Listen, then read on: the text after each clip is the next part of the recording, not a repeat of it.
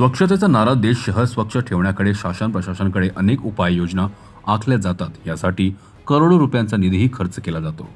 एकीकडे केंद्र शासन 17 सप्टेंबर ते 2 ऑक्टोबर दरम्यान स्वच्छता ही सेवा अंतर्गत स्वच्छता पंधरवडा राबविते, परंतु मूर्तिजापूर शहरातील स्वच्छतेची परिस्थिती पाहिली तर स्वच्छता नेमकी होते तरी कुठे असा प्रश्न पडल्याशिवाय राहत नाही।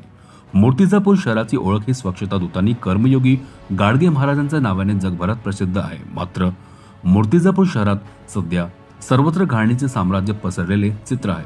अनेक नाल्या तुंबल्या असून शहरातील विविध चौकात व रस्त्यांवर कचऱ्याचे ढीग पाहायला मिळत आहे।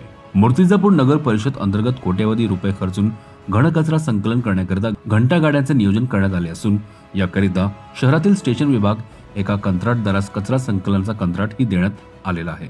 कचरा संकलनाकरिता अंदाजे प्रति दिवस 40,000 रुपये शासनाच्या वतीने खर्च केला जातो। मात्र शहरात विविध ठिकाणी कचऱ्याचे ढीग दिसून येतात। मग स्वच्छता कसली? मूर्तिजापूर नगर परिषद किंवा भारत सरकार द्वारा स्वच्छ अभियान चालू आहे आणि अशा असताना इथं भर चौकात कचरा टाकला जाते आणि दुरून दुरून लेकून मांस मच्छ्या वगैरे सगळे इथं आणून टाकतात, कचरा करतात। त्याच्यामुळे परिसरातील लोकांना दुर्गंधीचा वास सोसावा लागते। अनेक वेळेस नगर परिषदेलाही निवेदन दिले आहे, पण त्याचा काही उपयोग झाला नाही। कचरा 2-2, 3-3 दिवस तसाच पडलेला असते। या प्रकरणामध्ये कचरा ठेकेदार किंवा प्रशासन यांची मिलीभगत आहे। मी माझ्या माहिती काढल्याप्रमाणे 40,000 रुपये रोज कचरा उचलण्यासाठी दिला जातो। 2-2, 3-3 दिवस हे कचरा उचलत नाही, त्याच्यामुळे 40,000 रुपये या ठेकेदार आणि नगर प्रशासनाच्या खिशात जातात। रोज कचरा गावात कचरा गाड्या किती आहेत याचा कोणी प्रशासन किंवा ठेकेदार किंवा कोणी पदाधिकारी याची हे करत नाही, शहानिशा नाही करत की गावात किती गाड्या चालू आहेत। माझ्या माहितीप्रमाणे फक्त 5 ते 7 गाड्या चालू आहेत। सगळ्याला ते त्याला QR कोड दिलेला आहे। कोणतं QR कोड इथं स्कॅन होते? एकही स्कॅन नाही होत इथं।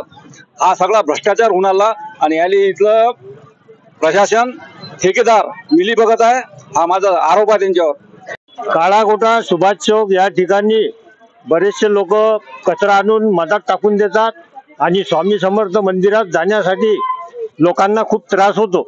माझं म्हणणं एवढंच आहे की नगरपालिकेने एक कर्मचारी इथं बसून त्याला 500 रुपये दंडाची पावती फाडली पाहिजे, एवढंच माझं म्हणणं आहे।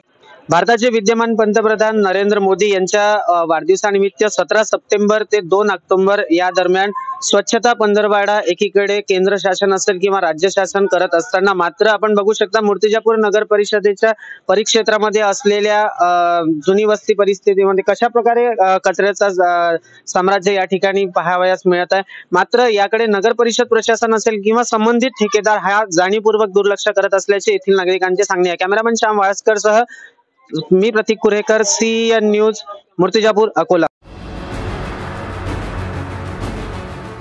CN न्यूज देश प्रदेश की ताजा तरीन खबरों के लिए CN न्यूज को सब्सक्राइब करें और रहें पल पल की खबर से हर पल बाखबर।